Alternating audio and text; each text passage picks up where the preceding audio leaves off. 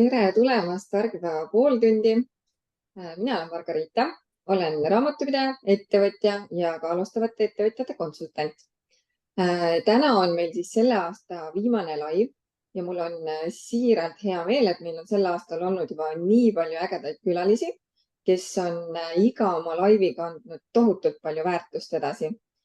Ühtlasi annan ka teada, et uuest aastast hakkab live olema kell 14 ehk 2 tundi hiljem. Tänases Argipäeva pooltunnis räägime siis sellest, kuidas teha aasta kokkuvõtteid ja kuidas hakata uut aastat planeerima. Täna on saates meil külaliseks Anu Kuulmann. Tere, Anu! Tere! Nii tore, et sa oled täna meie saatesse tulnud.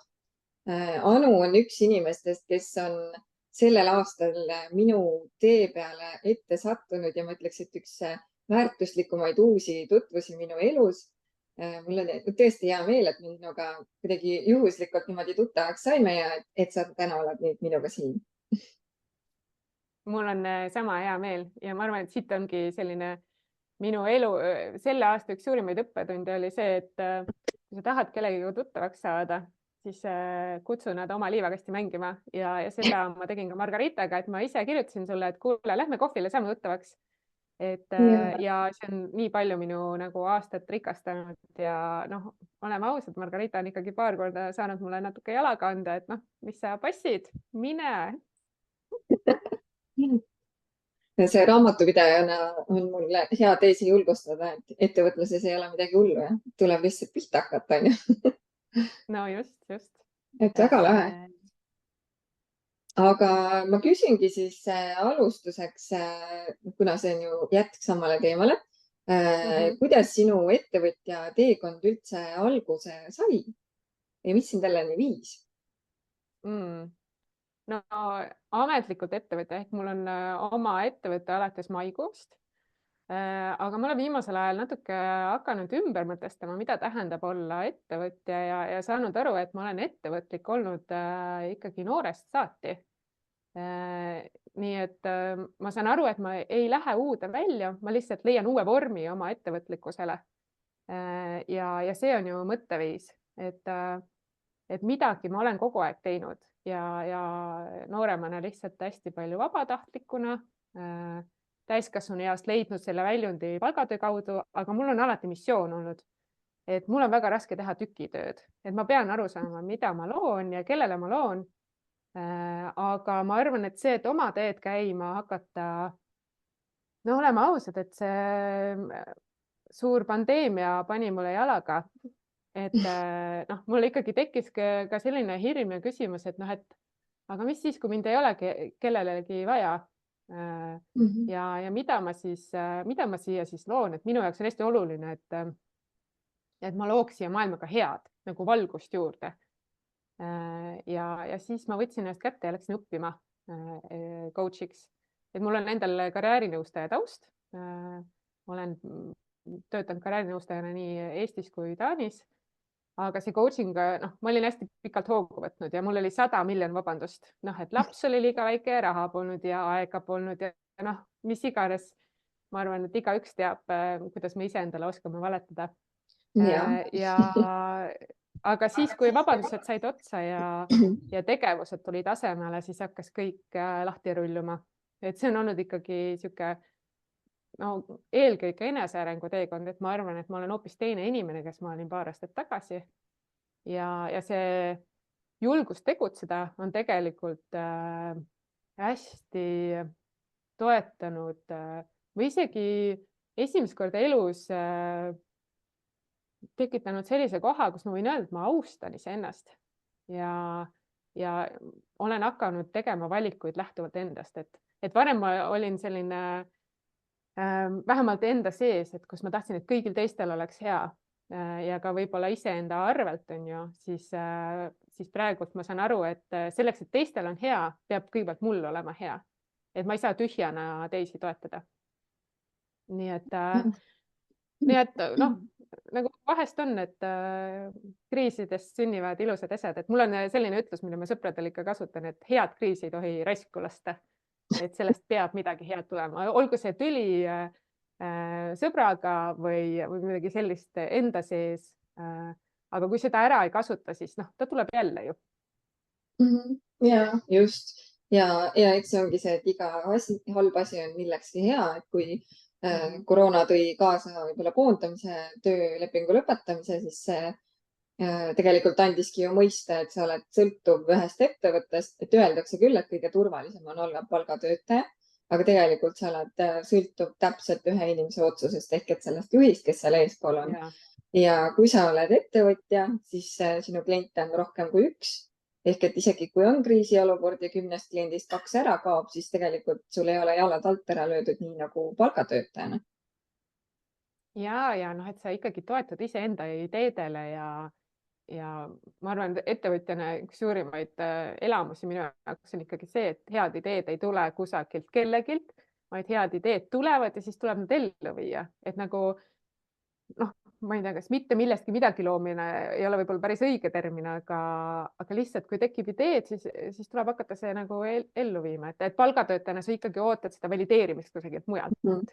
Et ma arvan, et see on nagu minu kasvukoht ka olnud, et ma olen ikkagi väga tubli tüdruk olnud ja tahtnud väga teiste heakskiitu ja no ikkagi väga tubli palgatöötaja olnud, ma arvan, et nüüd pakkuda seda iseendale on ikkagi uus kogemus.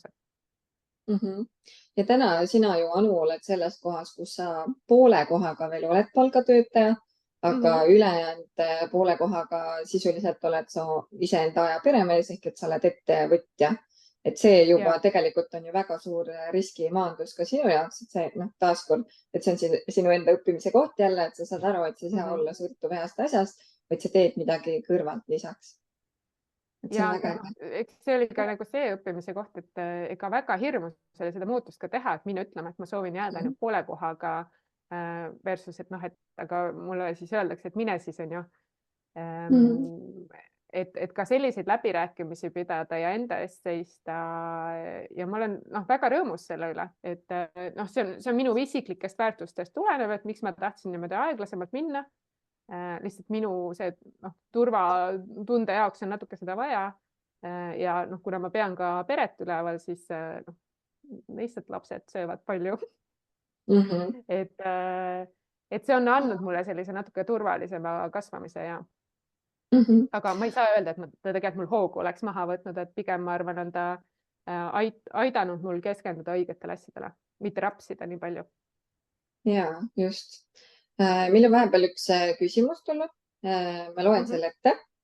Aga kui on hea idee, tõesti hea idee ja meeskonnas on liikmeid rohkem kui 2, siis kuidas kõiki motiveerida andma, mitte ainult saama? Ma arvan, et see on minu isiklik arvamus, et see ei saa tulla alles selle nagu idee juures, vaid neid vestlusi peab kogu aeg pidama, et miks me üldse teeme seda, mida me teeme ja tegelikult võiks olla tiimis igaüks natuke sellise ettevõtja mentaliteediga, et võtta selle kas ettevõtte või ettevõtmise idee justkui enda omaks ja seista selle eest, et hästi mugav on lihtsalt võtta, aga seal ei toimu ju kasvu, sul ju endal ei ole põnev, et kui sa kogu aeg ootad nagu väljaspoolt, et ma arvan, et see on ikkagi suurem vestlus nagu tiimi sees, et miks me teeme seda, mida me teeme ja saada kõik nagu ühele lehele, et nad panustaksid päriselt, et palgatööga on niimoodi, et see idee ja eesmärk on kellegi teise oma. Aga kui see inimene teeb ainult seda, mida kästakse, mitte nagu grammigi südamega rohkem, siis ta tegelikult võib sellele suurele eesmärgile vastu töötada. Ja see võtab väga palju kriitilist ressurssi ära. Kui on kriis, siis sa pigem tegeled selle manageerimisega kui sellega, et sa saad seda kriisi näiteks lahendada ja sul on nagu seda ressurssi rohkem. Et see on nagu väga kriitiline, ma arvan, koht, millest tuleb õppida ausalt ja õrnalt rääkima. Ma ütlen omalt poolt veel juurde, et minu silmis on see kindlasti ka juhi roll, kaasata oma töötajaid siis otsuste tegemisel, näidata töötajale, et tema arvamus on ka oluline, mitte see, et juht ise toimetab, otsustab, majandab ja töötaja on see, kes lihtsalt nende tagajärgedega tegeleb, ehk et ta teeb võib-olla selle töö seal ära, aga tal ei ole tegelikult mingit otsustusõigust ega mitte midagi. Ja kui inimene tunneb, et tema arvamus ei loe, siis ta ei tahagi seda arvamust avaldada, et ei olegi ju põhjust selleks. Et ma arvan, et see on ka hästi oluline sealjuures. Ja teine asi, mida ka näiteks soovitatakse, et kui sul on nagu tõesti hea töötaja, et kes on nagu tõesti hästi väärtuslik ja sa tahaks, et ta oleks rohkem valmis initsiatiivi üles näitama, siis võib-olla anda ettevõttesse mingi osalus töötajale, et kasvõi, ma ei tea, see 5% või 10% selleks, et töötaja ei tunneks, et ta lihtsalt teeb palgatööd, et ta selleks, et oma palka välja teenida, vaid tal on nagu ka reaalne võimalus ettevõtte kasvus kaasa rääkida, ehk et ta saab, nagu tal on mingi otsustusõigus ja tal on ka reaalselt võib-olla tulevikus näiteks dividendide saamisele õigus. Ehk et see taaskord jälle motiveerib töötajat oluliselt rohkem ja tegelikult ettevõtte juhi jaoks näiteks, ma ei tea, see 5% osalust ära anda töötajale, see tegelikult on ju väga marginaalne summa. See on väga väike kogus. Ja no, minu jaoks on hästi oluline mõtestada, et me ei sünni juhiks. Ja meil on väga üksikuid tüüpe, kes on sündinud juhtideks, aga see ei tähenda, et nagu juhtimisoskused ei pea arendama, et nad on samasugused nagu jutumärkides lihased nagu kõik muud on ju, et juhi, ma arvan, kõige suurem vastutus on tegelikult tegeleda samamoodi oma oskuste arendamisega. Ja ja kuidas siis nagu kaasata, et kaasamine ei oleks paberil, nüüd me kaasime kõike ja siis tegelikult tegudesse midagi ei jõua. Et selline nagu pealeskaudne näitemäng tegelikult õõnestab usaldust. Et kui kaasata, siis läbi mõtestada, mida see tähendab, sellest rääkida avatult ja siis teha ja vaadata, et teod tulevad järgi. Väga hästi. Aga Anu, lähme siis edasi meie tänase teemaga ehk et kuidas siis teha aasta kokkuvõtteid ja kuidas panna paika oma uue aasta mina? Ja ma arvan, et see viis, kuidas mina täna räägin, on natuke teistsugune, kuidas tihti ettevõtjatele räägitakse, et räägitakse ikkagi Excelist ja vaadata nagu oma käibele otsa ja kuludele, tuludele, kas marginaalid on õiged, nii edasi. Siis mina olen võtnud natuke teise lähenemise praegult ja see on tulnud inspiratsioonina mu enda elust ja tegelikult nendest vestlustest, mis mul on viimastel nädalatel olnud. Et oleme ausad, meil on õues pime, täna on eriti hall, et kõigil ei ole praegu seda meeletut vunki sees, et mis meil on tihti vaata jaanipäeva paiku, kus meil on energiat, meil on päikest, me tahame hästi palju teha, hästi palju käia, et võtta natuke võib-olla teine vaade ja ma olen selle märksõna pannud, et olla endaga lahke. Et ei ole see, mida peab tegema, vaid need on võimalused, mida teha. Ja ma väga soovitan, et kes iganes täna kuulab, et võta endale nagu paber ja pliiats juurde ja kirjuta üles need küsimused, mis sind kõnetavad. Ja leia neile mõnele küsimusele kas või märksõnaliselt juba nagu mõtte juurde. No, Margarita otsib, ma näen. Jaa, mul on Liina käest kunagi saadud üks ilus märkmik, täpimärkmik, ma panen siia kirja. Ja siin on ka väga ilus lause peal, just make miracles happen. Nii et kõik need küsimused, mida ma siin ette panen, et olgu see lahkus seal nagu kaasas, et lahkus iseendaga eelkõige. Et teistega meil on väga lihtne lahke olla ja kannatlik olla ja andeks anda, aga iseendaga me tahame ikka nagu piitsa anda millegi pärast nagu hästi kiiresti, hästi tugevalt ja kogu aeg. Aga teeme nii, et seda kriitikat praegult me ei lase siia nagu paberile. Sest kriitikast me ei loo. Kriitikast me tõmbame ennast maha ja siis hakkabki siuke ma pean ja enda sundimine nagu peale. Aga ma ei tea, kuidas teiega on, aga nii kui mina pean midagi, siis mina ei taha mitte midagi teha. Et kui keegi ütleb mulle, et ma pean midagi tegema, siis ma põhimõtteliselt tahan lihtsalt jonnida. Ja kui ma ütlen ka ise endale, siis ma võin küll hambad ristis midagi ära teha, aga ma tegelikult ei taha teha. Ja kui selline mõtteviis saab valdavaks oma ettevõtmistes, siis see on ikkagi suur pidur, mis on kogu aeg nagu peal. Et siis ongi kõike nii palju raskem teha. Nii et võtame selle mõtte praegult kas või katsetuseks, kui see on nagu hästi võõras, et ma olen endaga lahke. Ja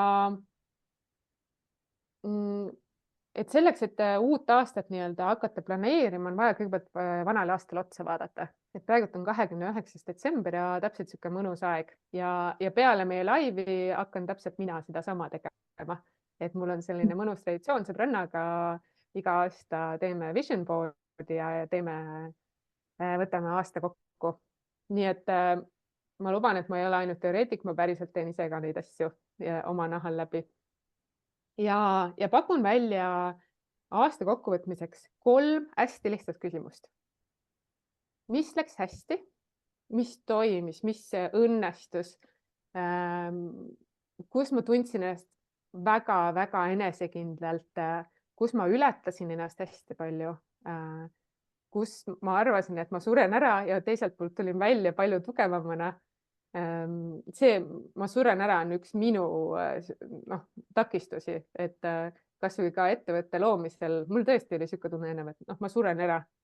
Aga tegelikult ma olen aru saanud, et suri ära lihtsalt osa minust, kes nii väga kartis ja teiselt poolt tuli natuke nagu, vaata nagu liblikas tuleb kookonist välja, et natuke peab seda suremisprotsessi seal olema. Siis teine küsimus on, mis oleks võinud paremini olla või minna?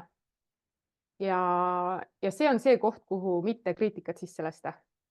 Et võtta, et nii-öelda kirjutada need lahendused, et kuidas oleks võinud siis olla.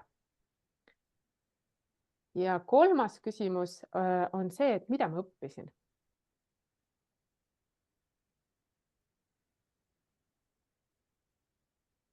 Ja ideaalis see võtaks natuke aega. Nii et võiks võtta kõrvale oma kalendri ja vaadata niimoodi iga kuud, jaanuari, näiteks veebruari, ja vastata need küsimused 2 sektsioonis. Üks on professionaalne elu ja teine on isiklik elu. Et hästi lihtsustatult, et ei ole 7 erinevat kategooriat, aga lihtsalt, et ka meie isiklik elu, see, kes meie oleme isiksusena ja mida me teeme väljaspool oma tööelu, et sellel on ka väga oluline kaal ja see teeb selle, kes me oleme. Ja me kõik teame, et kui meie isiklikus elus on midagi keerulist, siis on ikka väga raske tööle keskenduda. Nii et see on nagu selline hapnikumask, mis peab olema korras ja saama tähelepanu. Margarita, ma ütlen, et ma eelnevalt küsisin ta käest ja sa olid valmis minuga natuke katsetama. Ma olin valmis, ma olen katseenest täna. Et võtame selle, et mis on hästi kategooria. Me võtame siin isikliku. Jaa, et võtaks mõlemad. Okay. Et mõlemast äkki üks asi ja sa võid nüüd ise valida, et kas sa võtad nagu terve aasta või sa võtad mingi konkreetse kuu. Et lihtsalt näidisena proovida. Ma arvan, et ma võtan äkki aasta kohta siis praegust. Kuu kaupa mõtlemine vist tahab rohkem detailset läbimõtlemist saada juba, mis kuu, mis oli. Aasta on nii kähku läinud, minu meelest see on nagu üks kuu praegust, mis on mööda läinud. Ja. No mis on hästi? Mis on isiklikus elus hästi või oli hästi ja professionaalses elus? No isikliku elu suurim saavutus või aasta kindlasti kõige suurepärasem sündmus oli see, et ma abiellusin suvel. Aitäh! Et see oli kindlasti isiklikus elus minu jaoks üks olulisemaid hetki, meeldejäävamaid. Ja tööalaselt ma tegin ka see aasta väga suure sammu. Samamoodi nagu Anu hirm oli ettevõtet asutada, siis minu hirm oli delegeerida. Ehk et Liina Ostumaa, kes assistendi kooli veab. Ma arvan, et Liina mulle juba pea 2 aastat rääkinud seda, et ma võiks endale võtta kellegi appi, et mul oleks kergem. ja, ja ma lihtsalt olin selle mõtte otsas, sest mulle tundus see nagu üüratult raske ja nii võimatu ja kui algul tundus, et ei ole raha selle jaoks veel piisavalt palju, siis hiljem olid nagu mis iganes muud hirmud kõik on ju, et ma ei tea, hirm nii-öelda põruda, et ma ei oska ise delegeerida või ei saa hakkama. Aga ma sain sellega lõpuks hakkama ja minu suurim võit professionaalselt ongi delegeerimine. Ehk et ma olen õppinud või noh, ma loodan vähemalt, et ma saan piisavalt hästi hakkama sellega, õppinud delegeerima töid edasi ja see julgus kasutada abi ehk et see arusaamine, et ma ei pea kõike üksi tegema. Et palka enda jaoks, endast targemaid inimesi. Ehk et see, mis mina ju teen, samamoodi nagu kõik läbisegi, ma ei tea, turundus, kõik see reklaami osa, suhtlus, pluss veel töö ise on ju, et tegelikult üks inimene kõike ei jõua. Mingile maani sa võib-olla jõuad, aga lõpuks üks hakkab pärssima teist ja sa kõike lihtsalt ei jõua enam. Nii et see on minu jaoks hästi suur saavutus ja see on minu jaoks nii oluline samm, mis nagu kõik kaalub üles. Ja mõtle, kui sa ei teeks seda, siis kaotaksid ju tegelikult sinu kliendid. Sest sind on ju vähem, kui sa tegeled ise kõige, absoluutselt kõigega kuni tolmu võtmiseni on ju, mis ju tavaliselt ettevõtjad alguses teevad. Et see on ju kasvamise alus sul praegult. Täpselt, ja. Et ma saan delegeerida töid edasi, mis tegelikult ei ole ju minu professionaal otseselt. Ja ma saangi neid edasi anda, ma saan rohkem ise tegeleda sellega, milles mina hea olen. Ja tegelikult jah, minu ettevõte ongi nagu sinnamaani jõudnud ka, et mul tuleb jaanuarist teine töötaja, kes on praegust siis nii-öelda praktika korras mul abiks on, aga alustab siis jaanuarist juba osakoormusega tööd, nii et ka raamatupidamise osa ma saan edasi delegeerima hakata. Ma usun, et me veebruaris vist saime Anuga kokku, et siis kindlasti minu juht oli hoopis teine, et issand, ei, mina ei võta kedagi appi ja mina teen kõik ise ära. No tuletame meelde, et kui me veebruaris kohtusime, siis sa olid ka veel palgatööl. Jah, olin jah. Ja meil oli koos ühine eesmärk seatud, Anu. Mille me täitsime ka tegelikult. Ja absoluutselt. Just. Lähme järgmise küsimuseni. Mis oleks võinud olla paremini? Ja mitte kriitikast, vaid kuidas oleks võinud midagi muud toimida? Võin tuua näiteks enda elust, et minu selline õppimiskoht on see, et ma lähen väga suure entusiasmiga peale, ma planeerin ennast üle ja siis ma lõpetan tunnelis, uus termin, mis ma õppisin just, et tunnel on see koht, kus sa näed ainult seda ühte eesmärki ja sa unustad ära oma baasvajadused. Sa ei ole olemas enam oma pere jaoks, sa ei ole olemas iseenda jaoks ja lihtsalt põletad ennast täiega. Et seda tunnelit ma ikkagi paar korda olen selle aasta jooksul tundnud. Et see oleks olnud oleks võinud olla paremini, et planeerida oma aega teadlikumalt. Ja no ma arvan, et minu isikliku elu poole pealt ka, et mis oleks võinud paremini. Ma ei saa nagu kritiseerida praegu ennast, mis ma kõik valesti tegin, aga ma oleks võinud rohkem tegeleda juba varem oma vaimse poolega. Et ettevõtjaks olemine on stressirohke, see vastutus on suur.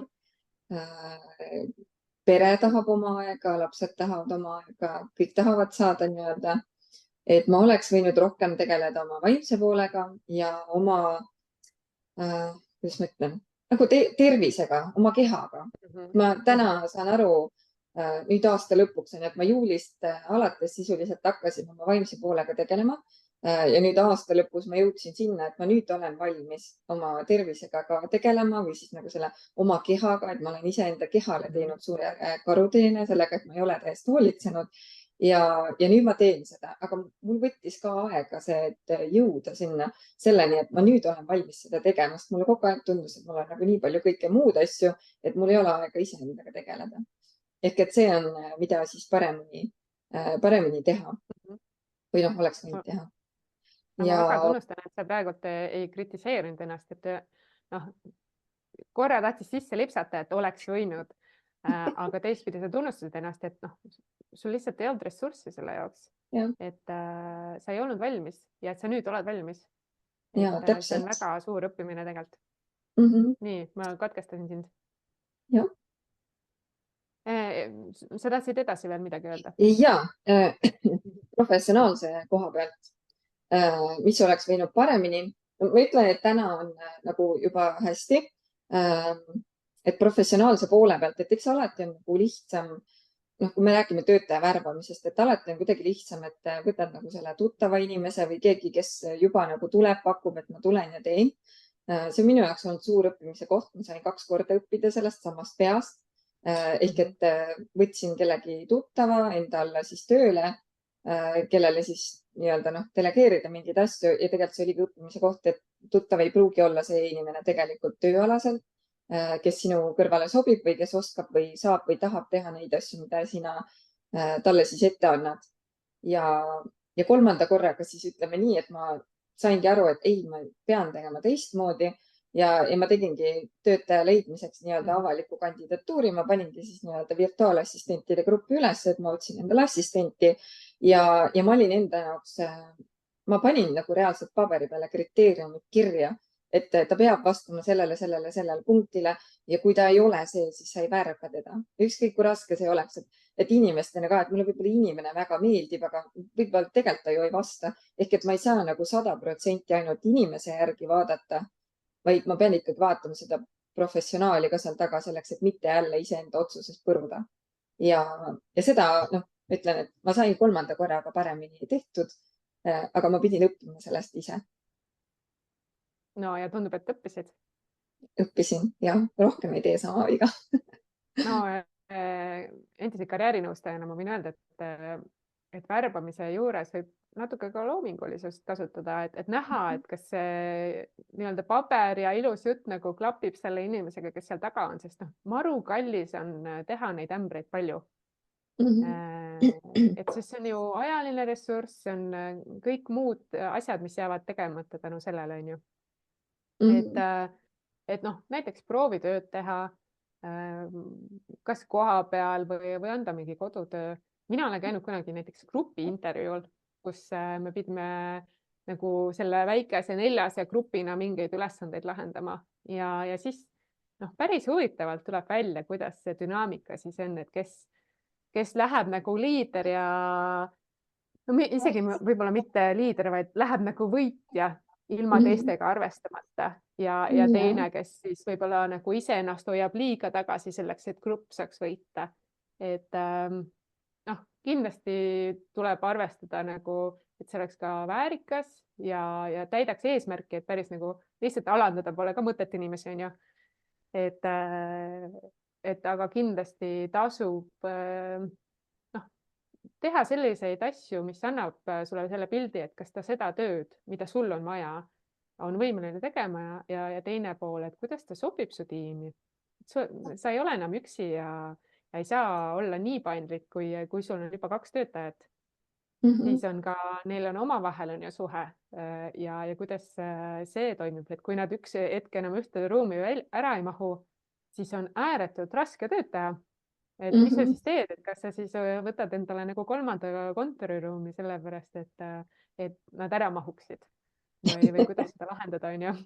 jah, seda küll jah. Eks see on hästi oluline, et inimesed mingil määral peavad olema sarnased, et erinevused rikastavad meil, aga mingid sarnasused või ühised jooned peaks nagu olema selleks, et me saaks ühiselt koos nii-öelda harmooniliselt töötada. Ja no päeva lõpuks minu jaoks on lihtsalt nii oluline, et tead, ta on hea inimene.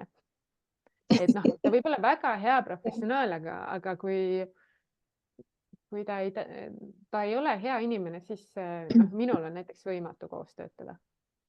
Ja minul on ka omad mingid hästi tugevad väärtused, mida tahan, et kanduks nii-öelda edasi ka minu töötaja töös.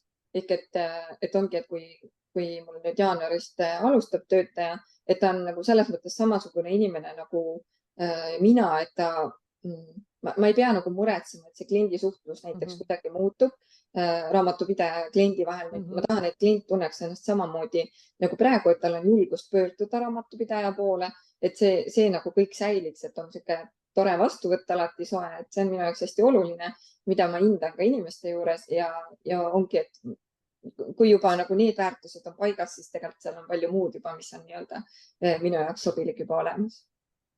Noh, et ta peab natuke esindama ju sind igas olukorras. Ja just.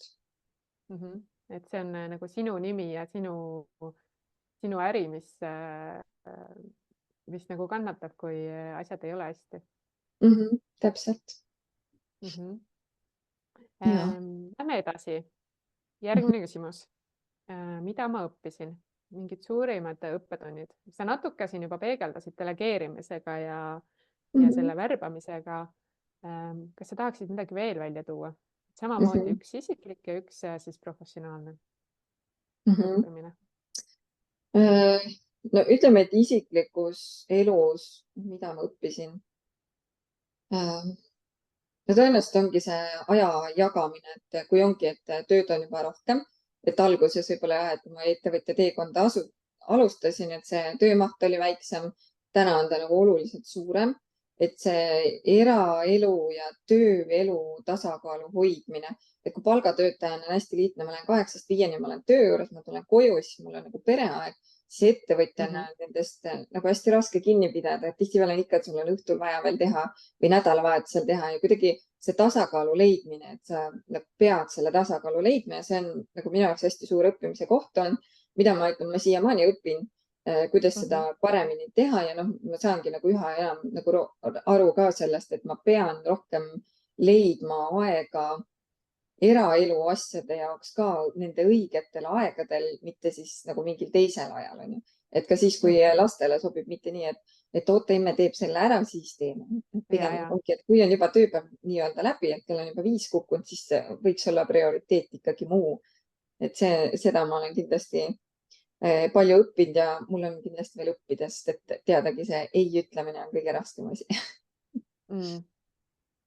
Mina olen selle tasakaalu sõnastanud enda jaoks ümber sõnaga kvaliteet. Et oleks see kvaliteetne pereaeg ja oleks siis see kvaliteetne tööaeg. Et kui tööga on ju samamoodi, et kui ikkagi 12 tundi midagi teha, siis see ei ole enam ju kvaliteetne. Et siis tegelikult on vaja see ollagi kodus, süüa õhtust, kaisutada, lugeda raamatut, magada oma uni täis ja hommikul saab see asi tehtud 3 korda kiiremini, kui see õhtul väsinud peaga. Ja samamoodi, mul on 11-aastane tütar, et see tund aega võib olla palju kvaliteetsem, kui ta on nagu päriselt kohal olles, kui see, et 3 tundi kõrvuti telekat vaadata ja mitte sõnagi omavahel rääkida. Et see jah, et lisaks tasakaalule, et seal oleks see kvaliteetne aspekt juures. Et isegi kui mingi periood on seda natuke vähem, siis ta oleks vähemalt asja ette. Kaur kirjutab praegust nii hea lause, et enda aja kaitsmine on minu meelest üks tähtsamaid asju juhtimises. Väga hästi öeldud, et seda tulebki kaitsta enda aega, täpselt. Ja mina ütlen, et see on isegi eneseaustus. Et jälle seesama vaade, et kui mind ei ole, kui mina olen seest tühi, siis see kõik ei toimi siin enam. Et selleks, et minu äri toimiks, minu pere toimiks, pean olema ka mina nagu täidetud ja selleks on see oma aeg kriitilise tähtsusega. Just. Jah, ja tööalase, mida ma õppisin, selle sisuliselt ma mainisin juba ära jah, et mis õppisin omaenda vigadest. Et eks me ikkagi kipume neid tegema.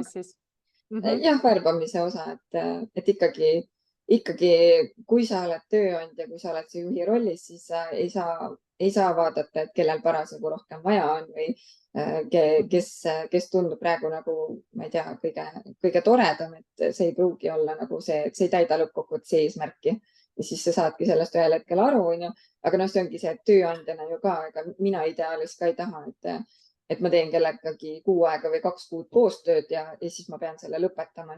Minu soov on ju tegelikult ka, et mul tuleb tööd tehes niisugune tunne, et palun ära mine kunagi ära. ja noh, see natuke ka võtate ju oma töö perre. Ma saan aru, et noh, tegelikult väga ei soovitata nagu töökollektiivi pereks kutsuda, et noh, et see ei ole sama väärtusega nagu meie pere on, noh, see, mis on täiesti õige, aga teistpidi me veedame nii palju aega koos ja kui meil on raske koos olla, kui me oleme seal vastu oma tahtmist, siis tahad või mitte, see hakkab su isiklikku elu samamoodi mõjutama ja teiseks hakkab su enesehinnangut mõjutama. Et need nii-öelda targad otsused tegelikult mõjutavad nii palju noh, ettevõtmisega, aga tegelikult ka meid isiklikult. Just. Nii, kuidas siit edasi minna? Et see võiks olla see baas, kus see nagu aasta kokku võtta, et sa käidki siis kuu kuust läbi ja aasta lõpuks vaatad tervel aastal otsa, et kas seal olid nagu mingid mustrid. Kas hakkasid mingid asjad korduma, noh, nagu sina ütlesid selle värbamisega, et sa said 2 korda seda ämbrit nagu proovida ja 3. kord õnnestus. Et mis seal veel oli? Noh, minu puhul on seesama aja planeerimine, et kui ma suure entusiasmiga ütlen hästi paljudele asjadele jah, ja siis ma avastan, et ups, aga mul on vaja ikkagi käia hommikuti jalutamas, ma ei saa tööd teha kogu aeg ainult, et see enesehügieeni osa seal on ju näiteks. Ja sealt saab võib-olla lisada veel midagi sinna, ma õppisin juurde. Ja nagu sa paned tähele, siis me ei kritiseeri, ei ütle, et ma kukkusin täiesti läbi ja olin, ma ei tea, mõttetu või mis iganes, on ju, vaid kogu aeg me viime nagu tähelepanu tulevikule, et mida ma õppisin ja see loob selle baasi, et kuidas siit edasi minna. Nii et see on see põhjus, miks me seda aastat niimoodi kokku võtame. Ja siit edasi minnes võikski võtta selle, ma õppisin ja hakata seda uue aasta vundamenti looma. Et igaüks see, noh, mida ma siis õppisin, saaks kuidagi lahendatud seal uues aastas. Noh, et kui mina õppisin, et noh, mul on ikkagi selle aja planeerimisega ei ole alati hästi, siis noh, näiteks uues aastas mul on näiteks vastutuspartner, et iga vastutuspartneri nagu kõne ajal ma ütlen talle, kuidas on selle minu isikliku hügieeniga. Noh, minu jaoks on seesama hommikune jalutamine, trennis käimine, noh, ma ei tea, päeviku kirjutamine näiteks, et kuidas nendega on.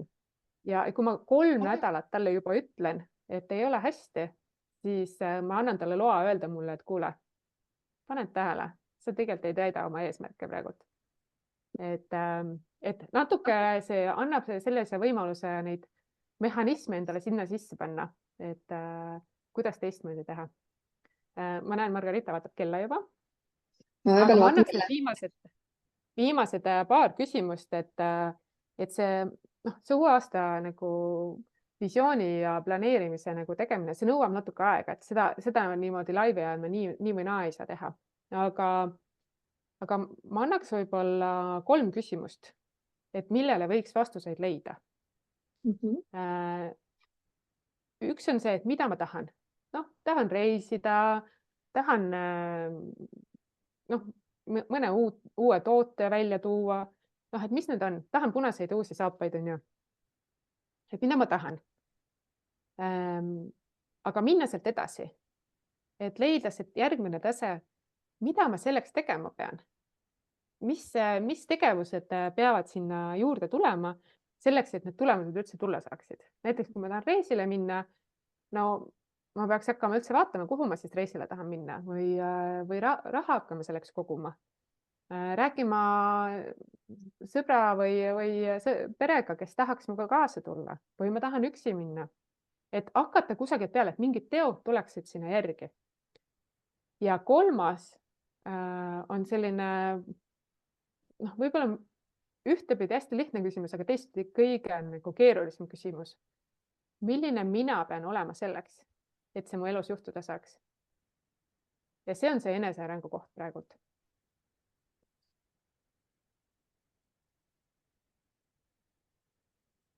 Ma näen, et isegi Margarita kirjutab, nii tore.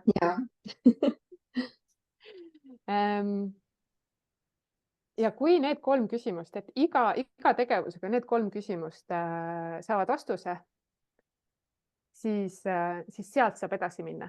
Et kui see on minu aasta eesmärk, siis mis on esimese kvartali eesmärk?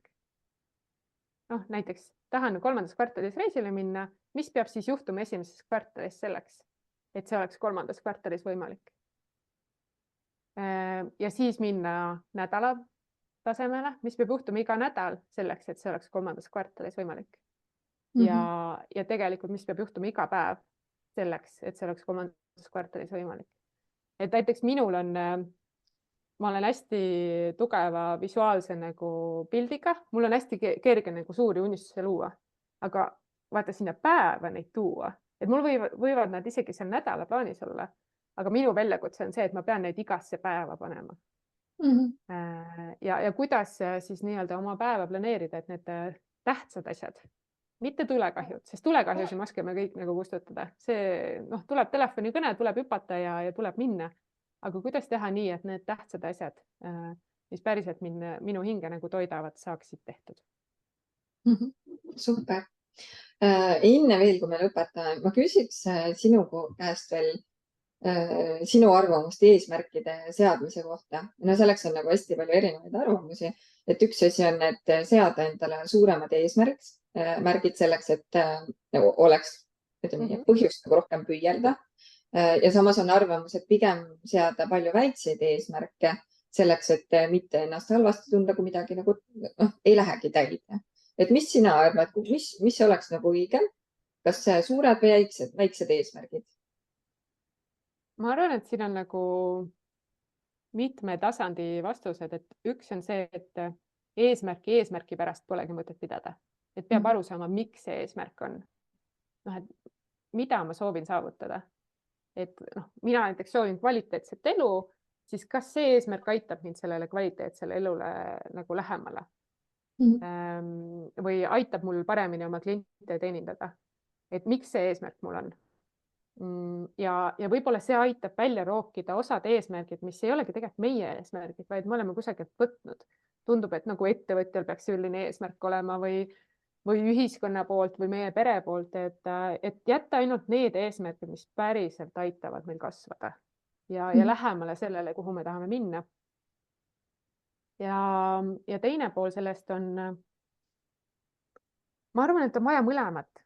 Et on vaja seda sihti, kuhu suunas minna, ehk seda mingit suuremat eesmärki, mingit suuremat visiooni. Eesmärk on hästi konkreetne. Mulle meeldib rääkida pigem visioonist, et mida ma loon. Sest see eesmärki on hästi lihtne panna tükkideks, on ju. Et olen loonud 10 tükki seda. Aga visioon on natuke nagu suurem, et ma ei tea, visioon võib olla, et tahan maja luua, aga eesmärk on, et seal on 4 ust, on ju. Tegelikult tuleb välja, et ma tahan 5. ust ka. Et kas siis ma ei ole oma eesmärke täitnud või hoopis 2 ust, on ju. Kui mu visioon tegelikult saab täidetud ja võib-olla veelgi paremini. Et natuke tuleb seda vabadust sinna jätta, aga teistpidi, kui me ei too neid väikestesse nagu iganädalastesse nagu ülesannetesse, siis mitte midagi ei juhtu. Siis me avastamegi, et aasta on mööda läinud ja me elame täpselt sama elu ja meie unistused on veelgi kaugemad. Ja mida me teeme, on ju õõnestame iseennast, oma eneseusku. Ja siis hakkame küsima, kes mina olen? Näed, minuga ei saagi. Et mina keeraks selle teistpidi ja ütleks, et see sama eneseaustus on hakata iseendale antud lubadusi täitma. Et kui ma ütlen, et ma soovin iga päev minu poole õues jalutada, on ju, siis vahet ei ole, kas see on nagu 5 minutit või see on 55 minutit, ma pean sealt uksest välja saama. Sest see on see minu eneseaustuse koht. Ja kui ma iga päev austan iseennast, teen mingeid selliseid asju, mida ma teen ainult nagu iseenda rõõmuks, siis on palju lihtsam ka nende suurte eesmärkide poole liikuda, sest ma juba see harjumus lubadusi pidada on olemas. Ja ma pean ütlema, et nagu ka vahet ei ole, mis valdkonnas. Et see, kui sa pead kokkulepetest kinni, et see, mida sa ütled, et sa päriselt ka teed. Noh, neid inimesi ei ole väga palju ja sa juba oled teistest eespool tänu sellele ja jääd meelde. Ja just, ja ma panin ka endale selle mõtte kirja, et oma eesmärkidesse ei tohi kinni jääda. Et tõesti, et kui sinu majal tuli 4 ukse asemel 5 ust, siis see ei tähenda, et sinu eesmärk on täiesti totaalselt põrunud, vaid eesmärk ju tegelikult täpselt seesama, see visioon sai saavutatud, et sa said endale kodu, sa said endale maja. See, et see üks detail on teistmoodi, see tegelikult ei muuda olematuks fakti, et sa jõudsid selleni ja sa saavutasid selle, mis sa soovisid. Võib-olla küll kohandustega, aga sa saavutasid oma eesmärgi ikkagi. Ja no ma väga soovitan, et ka ettevõtmises, nagu oma ettevõttes või erinevates, noh, meil on siin ikkagi multitalentid, et mõnel on siin, ma ei tea, palju ettevõtmisi on ju, et läbi mõelda see miks, noh, et miks ma seda teen, aga mida ma ka loon. Et sellised klassikalised visioon ja missioon, aga need on sellised head filtrid, mis aitavad teha valikuid. Et võib-olla tuleb väga atraktiivne pakkumine, aga see tegelikult ei ole joondatud minu eesmärgiga, et see viib minu eesmärgist nüüd kaugemale, siis mul on lihtsam sellele ka ei öelda, kui lihtsalt vaadata, et aga see on ju nii prestiižne pakkumine näiteks. Et see loob hästi lihtsa sellise filtrisüsteemi ja kui on töötajad, siis ma väga soovitan nad võtta sellesse protsessi kaasa. Et üks on loomulikult sinul kui nagu asutajal on oma mõtted, mida sa oled tahtnud luua, aga ega ettevõte hakkab kasvama iga inimesega, kelle me sinna juurde võtame, et nemad peavad samamoodi pardal olema. Ja, just, täpselt. Ja ettevõtluses ka eesmärkide seadmisel või uue aasta plaanide tegemisel, et kui sa võtad endale plaani, et näiteks sa tahad järgmine aasta käive oleks 100 000, siis see, et sa paned endale eesmärgi kirja kuskile, et sa tahad, et käive oleks nii palju, see tegelikult ei aita sind eesmärgile ligemale, vaid sinna juurde peab kuuluma ka see, et kuidas seda saavutada ja mõeldagi see enda jaoks läbi, et mida sa päriselt tegema pead, et seda asja saavutada, sest ükski asi täna meil ju kätte ei tule lihtsalt niisama, kõik tahab ikkagi tööd ja vaeva. Ja no ikkagi seesama mudel, millest me siin rääkisime, et aasta eesmärk, siis lüüa see nagu kvartalitesse ja sealt ikkagi tuua see oma igapäeva, nädalasse ja igapäeva. Et mis peab selles nädalas või selles päevas juhtuma selleks, et ma liiguksin sinna oma käibele lähemale. Ja teine on see, et noh, et mis on see nagu edu kriteerium, et noh, et kui ma ei teagi, tahadki 100 000 on ju käivet, aga sa tegelikult saad 90 000, aga su hing on nii palju täis, et sa said nii palju kihvte nagu kasvamise võimalusi ja uusi võimalusi ja see on potentsiaaliga, siis sa tegelikult ei ole nagu mitte saavutanud oma eesmärki, vaid kui sul on see visioon paigas, siis sa oled saanud palju rohkem. Just. Et noh, natuke vaadata ka laiemalt, mitte jääda võib-olla kinni ainult sellesse numbrisse. Aga numbrid on ka vajalikud, hoiavad meid joones. Ja, eriti ettevõtluses. No just. Ja, aga suur aitäh sulle, Anu, et sa tulid täna meiega rääkima ja mulle tundub küll, et siit said väga häid mõtteid, kuidas aastat kokku võtta ja uue aasta mõtteid paika panema. Ja meil on ka grupis, ma nüüd tegin alles hiljuti postituse, kus ma tegin siis lühidalt nii-öelda oma aasta kokkuvõtte eraelus ja tööalaselt, kus ma andsin ka võimaluse, et igaüks võiks ka ise oma aasta kokkuvõtte teha ja mulle tundub, et tänase baasilt kindlasti seda kokkuvõtet teha on juba kergem, kui läbi mõelda nii, nagu Anu seda tegi, siis aasta tagasivaade tundub enda jaoks eriti positiivne, mis minu meelest ongi hästi oluline. Kui me kogu aeg teeme tööd, näeme vaeva, siis me nagu näeme seda, kui palju meil on teha veel, aga me ei näe seda, kui palju me oleme saavutanud. Ja kui sa võtad selle aasta kokku, siis sa saad aru, et tegelikult sa oled väga palju ära teinud, mis siis, et sulle tundub, et väga palju on teha veel. Nii et ma soovitan kõigil ka sinna, kes vähegi julgevad, et pange oma aasta kokkuvõtted kirja ja nagu ma lubasin, siis aasta lõpus ehk et 31. detsembril enne südaööd loosin välja siis ühele vastajale tund aega konsultatsiooni minu juures, olgu see siis veebis, kontoris või kohvikus, nii et tulge julgelt oma vastuseid kirja panema. No see on ikka vägev kink ju, soovitan kõigile, see on minu lemmikasi ka käia Margaritaga kohtumas Ja, ja siis vahepeal vitsa saada, aga täpselt. väga positiivselt, et sunnib mind jälle nagu tegutsema. Aga ma soovin kõigile sellist pehmet ja lahket aasta lõppu, eelkõige iseendaga ja tulgu see uus aasta hästi sisukas ja elus. Just, minu poolt ka aitäh kõigile, kes on selle grupiga liitunud see aasta, kes on laividel osalenud, sellest väärtusest osa saanud. Ma olen siiralt tänulik, sest tõesti meie kogukond on nii kiiresti kasvanud ja nii palju ägedaid inimesi on siin koos, nii et imeilusat aasta lõppu kõigile ja veelgi ägedamat uut aastat. Ja aitäh sulle, Anu, veel kord. Aitäh sulle!